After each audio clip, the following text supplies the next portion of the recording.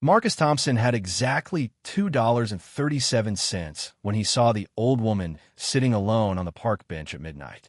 Most people hurried past her without a second glance, pulling their coats tighter and checking their phones. But Marcus noticed something different about her expensive jacket and the way her hands shook as she stared at nothing. Rex, his German Shepherd mix, suddenly stopped walking and tilted his head toward the woman. The dog's ears perked up like he heard something Marcus couldn't. "What is it, boy?" Marcus whispered, following Rex's gaze to the bench where shadows danced under the broken streetlight. The woman looked lost. Not just physically lost, but completely confused about where she was or how she got there. Her silver hair was perfectly styled, and her navy blue coat probably cost more than Marcus had seen in months. Yet she sat there like a child who had wandered away from her parents at the mall. Marcus had learned to mind his own business during his 2 years on the streets. Getting involved with strangers usually meant trouble. But something about this woman reminded him of his own grandmother, who used to sit on her porch and wave at everyone who walked by. He approached slowly, keeping his hands visible. "Mom, are you okay?" His voice was soft, the way you talk to a scared animal. The woman looked up at him with cloudy blue eyes that seemed to focus and unfocus like a camera trying to find the right picture. She opened her mouth, but no words came out. Then she touched her forehead with trembling fingers, as if trying to remember something important. "Are you hurt?" Marcus asked, crouching down so he wouldn't tower over her. Rex padded closer and sat beside the bench, his tail wagging gently. The woman shook her head slowly. She wasn't bleeding or crying, but fear filled her face. The kind of fear that comes from waking up in a place you don't recognize. Marcus glanced around the empty park. It wasn't safe for anyone to be out here alone, especially not an elderly woman who seemed confused. The park had a reputation after dark. Drug dealers, thieves, and worse came out when the sun went down. "What's your name?" He tried again. She stared at him for a long moment, then looked down at her hands. Her mouth moved, but no sound came out. It was like watching someone try to remember a song they used to know. That's when Marcus noticed her purse. It was made of real leather, the expensive kind that rich ladies carried. But it was zipped shut, and she wasn't reaching for it to show him identification. "Okay, don't worry about names right now," Marcus said gently. "Are you cold?" The woman nodded, and Marcus could see goosebumps on her arms. Without thinking twice, he shrugged off his worn jacket and wrapped it around her shoulders. The October wind immediately bit through his thin shirt, but he'd been colder before. Rex whined softly and nudged the woman's hand with his nose. She looked down at the dog, and something changed in her expression. Not recognition exactly, but relief. Like Rex was the first thing that made sense all night. "That's Rex," Marcus said. "He's friendly. Won't hurt you." The woman reached out with shaky fingers and touched Rex's head. The dog leaned into her touch, and for the first time since Marcus found her, the woman's face relaxed slightly. Marcus pulled a plastic water bottle from his backpack. It was half full and not very cold, but it was clean. "Thirsty?" She nodded eagerly and accepted the bottle with both hands. She drank like she hadn't had water in hours, which worried Marcus even more. How long had she been sitting here? Cars drove past on the street beyond the park, their headlights sweeping across the bench before disappearing into the night. None of them slowed down. None of the drivers looked their way. To everyone else, they were invisible. Marcus knew that feeling well. When you're homeless, people look right through you like you're not even there. But this woman was different. She wasn't homeless by choice. Something had happened to her. "Listen," Marcus said, settling onto the bench beside her, but keeping a respectful distance. "I don't know what's going on, but you're safe with me and Rex. We'll figure this out together." The woman turned to look at him directly for the first time. Her eyes were clearer now, and Marcus could see intelligence behind the confusion. She was trying to communicate something, but the words wouldn't come. She reached into her purse and pulled out a small notebook with a gold pen clipped to it. Her hand shook as she opened it to a blank page. She started to write something, then stopped and stared at the pen like she'd forgotten how to use it. Marcus waited patiently. He learned that rushing people only made things worse. Rex laid down beside the bench, keeping watch over both of them. Finally, The woman managed to write a single letter on the paper. E. She showed it to Marcus, her eyebrows raised hopefully, like that one letter might explain everything. E. Marcus repeated, "Is that your name? Does it start with E?" The woman nodded vigorously, then looked frustrated. She knew something but couldn't access it, like try to remember a word that's right on the tip of your tongue. Marcus glanced at his watch. It was almost 1 a.m. The shelters would be closed by now, and he had nowhere to take her. His usual sleeping spot was under a bridge downtown, hardly a place for an elderly woman in an expensive coat. But he couldn't just leave her here, not when she was clearly in trouble and couldn't even remember her own name. "All right, E," Marcus said, making his decision. "We're going to wait for morning, then find someone who can help you." "Sound good." The woman squeezed his arm gently, and Marcus felt something he hadn't experienced in a long time. Someone needed him, not for spare change or directions, but really needed him. As the hours passed, Marcus kept watch while the woman dozed fitfully against his shoulder. Rex curled up at their feet, alert to every sound. 3 times, Marcus saw police cars cruise slowly through the park, but they never stopped to check on the odd trio on the bench. When dawn finally started to brighten the sky, Marcus knew their real journey was just beginning. Rex's tail thumping against the bench woke Marcus as pale sunlight filtered through the trees. The woman was already awake, staring at the morning joggers who ran past without giving them a second look. "How are you feeling?" Marcus asked, stretching his stiff muscles. He touched her head and made a frustrated sound. Whatever was blocking her memories hadn't cleared overnight, but she seemed less frightened now, more curious about her surroundings. Marcus's stomach growled loudly, reminding him that he'd given his last granola bar to Rex yesterday evening. With only $2 in his pocket, breakfast would be a challenge. But he looked thin, like she hadn't eaten in a while. "Let's find some food," Marcus said, helping her to her feet. They walked slowly out of the park, Rex trotting ahead to scout for any dangers. He moved carefully, like someone much older than her years, but she kept pace without complaining. 3 blocks from the park, Marcus spotted Maria's cafe. It was a small family restaurant where Maria sometimes let him wash dishes for a meal when business was slow. Worth a try. The bell above the door chimed as they entered. Maria looked up from wiping down tables, and her expression changed from suspicion to concern when she saw E. "Morning, Marcus," Maria said in her thick accent. "Who's your friend?" "This is E," Marcus said, guiding the older woman to a corner booth. "She's having some trouble remembering things. We could really use some help." Maria studied E's expensive clothes and confused expression. She'd seen enough lost souls in her neighborhood to recognize someone in real need.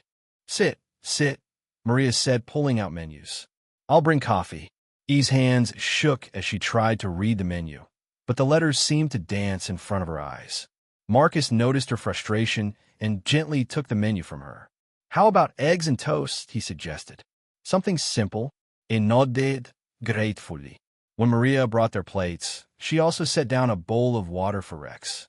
"On the house today," she said quietly to Marcus. "That lady needs help." He ate slowly, testing each bite like she was relearning how to use a fork. But as she ate, color returned to her cheeks and her posture improved. "Do you remember anything new?" Marcus asked between bites of his own scrambled eggs.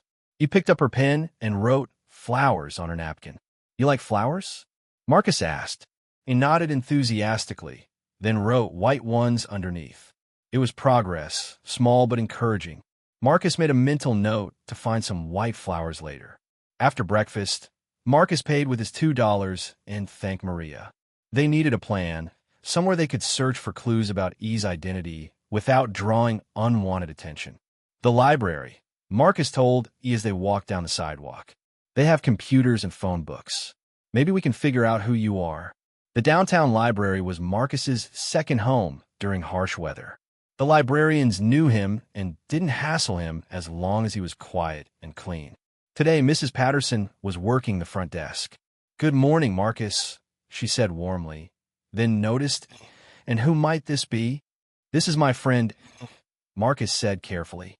"She's having some memory problems. I was hoping we could use the computers to help her find her family." Mrs. Patterson's professional instincts kicked in. She'd dealt with confused elderly patrons before. Of course, Computer Station 3 is free. Let me get you started. Marcus helped you into a chair in front of the computer screen. The bright colors and moving cursor seemed to overwhelm her at first, but she watched intently as Marcus navigated to a search engine. Let's start with what we know, Marcus said. You like white flowers, and you were in Riverside Park last night. He typed missing person elderly woman into the search bar. Dozens of results appeared, but none of the photos looked like E. He suddenly grabbed his arm and pointed at the screen. In the corner, there was a small advertisement for a flower shop called Eleanor's Garden. Eleanor, Marcus asked, is that your name? He stared at the screen, her breathing getting faster. She pointed at herself, then at the name on the advertisement. Eleanor, she whispered. It was the first word she'd spoken clearly since Marcus found her. Marcus felt a surge of excitement. They had a name. He immediately searched for Eleanor missing person, but still found nothing recent. Eleanor picked up her pen and wrote big house on a piece of scrap paper. You live in a big house? Marcus asked. She nodded and drew what looked like columns, the kind found on mansion porches. Marcus tried searching for Eleanor big house columns, but got thousands of results. They needed more specific information. That's when Eleanor opened her purse and pulled out her keychain. Marcus hadn't noticed before, but there was a small charm hanging from it, an ornate letter made of what looked like real gold. He held it up to the computer screen and tried searching for Eleanor Richardson, a name that popped up when he searched for wealthy families with mansions in the area. The results made Marcus's breath catch in his throat. Eleanor Richardson, 73, widow of tech billionaire James Richardson. Net worth estimated at $3.2 billion. Last seen 3 days ago, leaving her estate for a doctor's appointment. Marcus stared at the screen, then at Eleanor, then back at the screen. The photo in the news article matched perfectly. Same silver hair, same intelligent blue eyes, same expensive taste in clothes. Eleanor leaned forward and touched her own face on the computer screen. Recognition flickered in her eyes, like a candle being lit in a dark room. Eleanor Richardson, Marcus said slowly. That's you. Eleanor nodded, tears starting to form in her eyes. But along with recognition came fear. She grabbed Marcus's arm and shook her head frantically, pointing toward the library entrance. Marcus followed her gaze and felt his blood run cold. A man in a dark suit was standing near the front desk, scanning the room methodically. When his eyes landed on their table, he immediately pulled out his phone. We need to leave, Marcus whispered. Right now. He quickly closed the browser and helped Eleanor to her feet. Rex sensed the tension and positioned himself between them and the man in the suit. They headed for the library's back exit, walking as casually as possible. But Marcus could feel eyes on them. When they reached the rear door, he risked a look back. The man was following, speaking urgently into his phone. Run, Marcus told Eleanor. They burst through the back door into an alley, Rex barking as they ran toward the street. Marcus knew these neighborhoods better than anyone. Which alleys led where, which buildings had unlocked back doors, which shortcuts the police didn't know about. But Eleanor couldn't run fast. Her legs were unsteady, and the events of the last hour had drained her energy. They needed somewhere to hide, and they needed it fast. Marcus spotted a small church with its side door propped open. He guided Eleanor inside, Rex close behind them. In the quiet sanctuary, surrounded by wooden pews and colored light from stained glass windows, Eleanor finally broke down. The tears she'd been holding back flowed freely. Marcus sat beside her, not saying anything. Sometimes silence was the best comfort he could offer. When she finally looked up, Eleanor wrote one more word on her napkin. Scared. Marcus nodded. He was scared too. Eleanor Richardson wasn't just a lost old woman. She was worth billions, and that meant danger for both of them. But looking at her frightened face, Marcus knew he couldn't abandon her now. Whatever happened next, they would face it together. Marcus felt his heart pound as he watched Eleanor stare at her own photograph on the computer screen. Her fingers trembled against the library table, and Rex whined softly, sensing something had shifted in the air around them. Eleanor Richardson, Marcus whispered again, testing how the name sounded. Does that feel right to you? She blinked several times like someone trying to focus a broken camera. There's something familiar, like hearing your name called from far away. Her voice was barely audible above the library's quiet hum. Marcus quickly closed the browser tab, showing her net worth. Numbers like 3.2 billion would only scare her more right now. Instead, he printed out a photo from a charity event where she was handing oversized checks to children at a hospital. "Look at this one," he said gently, sliding the paper across the table. "You're helping kids here." Eleanor studied the image for a long moment. A small smile appeared on her weathered face. "Those children, yes, I remember their laughter." She touched the photo carefully. "But I can't remember going home after this. I can't remember where home is." The librarian approached their table with a concerned expression. "Excuse me, but there's a man outside asking about an elderly woman. He's been showing people a photograph." Marcus's blood turned cold. Through the large windows, he could see the same dark sedan from earlier. A man in an expensive suit was talking to people on the sidewalk, holding up what looked like Eleanor's picture. "We need to leave," Marcus said quietly, helping Eleanor gather her things. "Right now. But where can we go?" Eleanor asked, fear creeping back in her eyes. Marcus thought quickly. The streets weren't safe, not with people looking for her. But he knew a place where questions weren't asked and kindness was given freely. "I have a friend who won't let anyone hurt you," Marcus said. "Trust me." They slipped out the library's back entrance, Rex staying close to Eleanor's side. Marcus led them through narrow alleys he knew by heart, paths invisible to people who drove cars and lived in houses. 20 minutes later, they reached Riverside Park. William, the groundskeeper, was raking leaves near the duck pond. He was in his 60s, with kind eyes and hands that had seen decades of honest work. "Marcus," William called out, leaning on his rake. "You look worried, son." "William, I need a favor." "A big one." Marcus explained the situation carefully, leaving out details about billions and foundations. He simply said Eleanor was lost and scared, and that dangerous people might be looking for her. William studied Eleanor's face for a moment, then nodded. "There's a storage shed behind the maintenance building. It's got heat, a cot, and nobody bothers checking it. You can stay there tonight." "I don't want to cause trouble," Eleanor said softly. William smiled. "Lady, helping people isn't trouble. It's what decent folks do." As the sun began to set, William brought them sandwiches and hot coffee in a thermos. Eleanor sat on an old blanket, sharing her food with Rex, who had become her devoted shadow. "Marcus," she said suddenly, "why did you stop for me that first night? Most people would have kept walking." Marcus was quiet for a moment, watching Rex chase a leaf in the fading light. "My grandmother used to say that we're all just one bad day away from needing help ourselves. Maybe I stopped because I hoped someone would stop for me if I was ever that lost."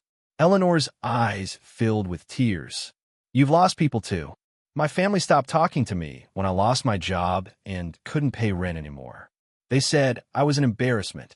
Marcus's voice was steady, but Eleanor could hear old pain underneath. "Been on the streets for 2 years now. Rex is all the family I have left." "I am sorry," Eleanor whispered. "That must be so lonely." "It was," Marcus admitted, "until I met you. Helping you reminded me that I still matter, that I can still do good things, even without money or a house." As darkness fell, William brought them extra blankets and a battery-powered radio. "Storm's coming tonight," he warned. "This old shed has weathered worse, but might get loud." Around midnight, the rain started. It drummed against the metal roof like thousands of tiny hammers. Eleanor huddled closer to Marcus and Rex, her earlier panic replaced by an odd sense of peace. "I keep having flashes," she said quietly. "Pieces of memories floating back. I see a big house with white columns, gardens full of roses, a man with gray hair who used to read me poetry." "Your husband?" Marcus asked. "I think so. But there's sadness around those memories too, like something terrible happened." She paused, listening to the rain. "And I remember feeling very alone, even in that big house." Thunder crashed overhead, making them all jump. Rex pressed closer to Eleanor, and she scratched behind his ears. "You know what's strange? Eleanor continued. I can't remember what I had for breakfast yesterday or where I live, but I remember exactly how your kindness felt when you first offered me water. Some memories are stronger than others. Marcus felt something shift inside his chest. This woman, who had more money than most people could imagine, had been just as lost and alone as he was. Maybe being homeless wasn't about not having a house. Maybe it was about not having anyone who truly cared. Tomorrow we'll figure out how to get you help, Marcus promised. Real help from people you can trust. What if I don't want to go back to that life? Eleanor asked quietly. What if I'm happier here, with you and Rex, than I was before? The question hung in the air between them like the storm outside. Marcus didn't have an answer, but he squeezed her hand gently. Then we'll figure that out too, he said. Outside, the man in the expensive suit drove slowly through the empty streets, his photograph of Eleanor Richardson getting soaked by rain as he searched for a woman who, for the first time in years, had found exactly where she wanted to be. Eleanor woke to Rex licking her face and the smell of fresh coffee drifting through the storage shed. Marcus was already awake, talking quietly with William near the doorway. Morning, Marcus said with a smile. William brought breakfast and some news. What kind of news? Eleanor asked, suddenly nervous. William stepped forward, holding a folded newspaper. There's a story about you on the front page. It says you've been missing for 3 days. Your foundation is offering a reward for information about where you are. Eleanor's hand shook as she looked at the newspaper headline. Billionaire philanthropist Eleanor Richardson missing. Family fears the worst. Family, Eleanor repeated, confused. I thought I didn't have any family left. Marcus read the article over her shoulder. It mentions your late husband's nephew, David Richardson. Says he's been managing your business affairs and is desperately worried about you. Something cold settled in Eleanor's stomach. David, she whispered, and suddenly more memories came flooding back. Oh no. Oh, Marcus, I remember now. David has been trying to get me declared mentally incompetent. He wants control of my money. The pieces clicked together in Marcus's mind. That's why you were scared of hospitals and police. You were running from him. Eleanor nodded, tears streaming down her face. The last thing I remember clearly was overhearing David on the phone with lawyers, planning to have me committed to a nursing home. I must have gotten scared and left the house, but then everything gets foggy. William frowned. So that man yesterday, looking for you, probably works for David, Eleanor finished. If they find me like this, confused and staying in a storage shed with a homeless man, they'll say it proves I can't take care of myself. Marcus felt anger rising in his chest. They can't just steal your life from you.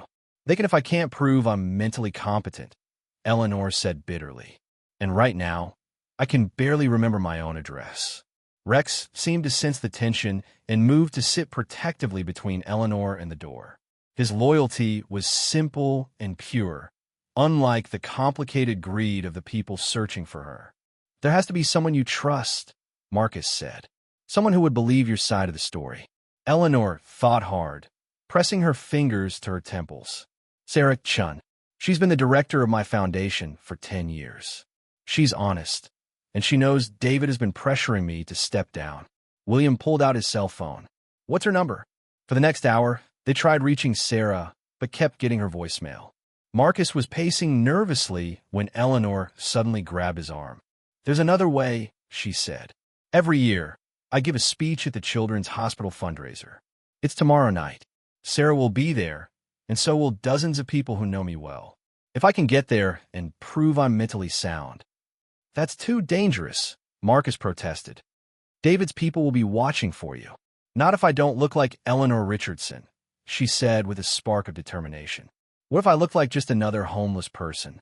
Would anyone recognize me then? Marcus stared at her. You want to disguise yourself? You've been invisible to most people for 2 years, Eleanor pointed out. You know how to move through the city without being noticed. Teach me. William was already nodding. I've got old work clothes in my locker, and there's a barbershop on 5th Street that doesn't ask questions. An hour later, Eleanor looked completely different. Her expensive silver hair had been cut short and dyed brown. She wore William's oversized work jacket and Marcus's spare jeans. Without makeup and jewelry, She looked like any other elderly woman who had fallen on hard times. "I feel lighter," Eleanor said, looking at herself in the barbershop mirror. "Like I've taken off a costume I've been wearing for years." They spent the day practicing. Marcus taught Eleanor how to walk with her shoulders hunched, how to avoid eye contact, how to become invisible in plain sight. She was a quick learner, transforming herself so completely that even William did a double take. As evening approached, they made their way toward the Grand Hotel, where the fundraiser was being held. Eleanor's nerves were showing, but Marcus stayed close beside her, with Rex trotting confidently at their heels. "What if this doesn't work?" Eleanor whispered as they approached the hotel service entrance. "Then we'll find another way," Marcus said firmly. "I'm not letting them steal your life." They slipped through the kitchen entrance, Marcus using skills he'd learned from 2 years of finding warm places to sleep.